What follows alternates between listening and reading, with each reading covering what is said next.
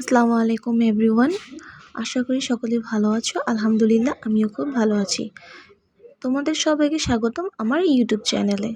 তো সবাই বুঝতেই পেরেছো আজকে আমি তোমাদের সাথে কি শেয়ার করতে চলেছি।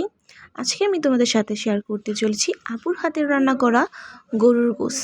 তো দেখো আজকে আপু কিভাবে রান্না করলো। তো আপু প্রথমে টুকরো করা মাংসের উপরে দিয়ে দিল অনেকগুলি পেঁয়াজ কুচি, কিছু আনাম রসুন, তারপরে সকল প্রকারের মশলা দেওয়ার পরে দিয়ে দিল পরিমাণ মতো লবণ দেওয়ার পরে তা আপু ভালো করে মিক্স করে নেবে। সকল প্রকার মশলা দেওয়া এখন শেষ। এখন তেল দিয়ে আপু ভালো করে মাংসটা ম্যারিনেট করে নেবে। খুবই ভালো করে মাখাতে হবে যাতে প্রতিটা মাংসতে মশলাটা খুব ভালো করে মিশে যায়।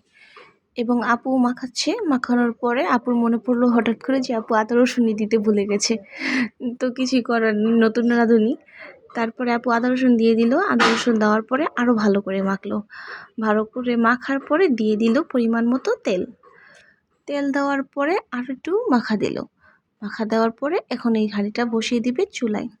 তো দেখো চুলাতে বসায় দেওয়ার পরে বলকাচ্ছে। তো আমি আবার উঠিয়ে একটু দেখলাম, দেখার পরে আবার ঢেকে দেওয়ার পরে এই যে কি সুন্দর মাংস রান্না হয়ে যাচ্ছে। আপু আবার মাঝখান দিয়ে দিয়েছিল কয়েক পিস আলু, তা আমি খেয়াল করিনি। তো খুব ভালো করে কষানো হচ্ছে। তো মাংসটা দেখেও যেমন লোভনীয় লাগছে, খেতেও খুব মজা হয়েছিল। তো আপুর রান্না করা মাংস তোমাদের কাছে কেমন লাগলো তা অবশ্যই তোমরা জানাবে। আর তোমরা যদি এই রান্না করার রেসিপিটা নিতে চাও তাহলে আমাকে অবশ্যই কমেন্ট করবে। আমি তোমাদের এই রান্না করা গোশতের রেসিপি খুব সুন্দরভাবে দিয়ে দিব। এবং সবাই ভালো থেকো, সুস্থ থেকো, আমার জন্য সবাই দোয়া করো। আমার ইউটিউব চ্যানেলটি যাতে খুব দ্রুত সাবস্ক্রাইব হয়ে যায়, লাইক কমেন্ট শেয়ার হয়ে যায়, সেজন্য তোমরা খুব দোয়া করো। তো সবাই ভালো থেকো। আলহামদুলিল্লাহ সবার জন্য দোয়া রইল। এবং লাইক কমেন্ট শেয়ার করতে কখনোই ভুলো না। বুঝেছো বন্ধুরা? আজকের জন্য এখান পর্যন্তই। আল্লাহ হাফেজ।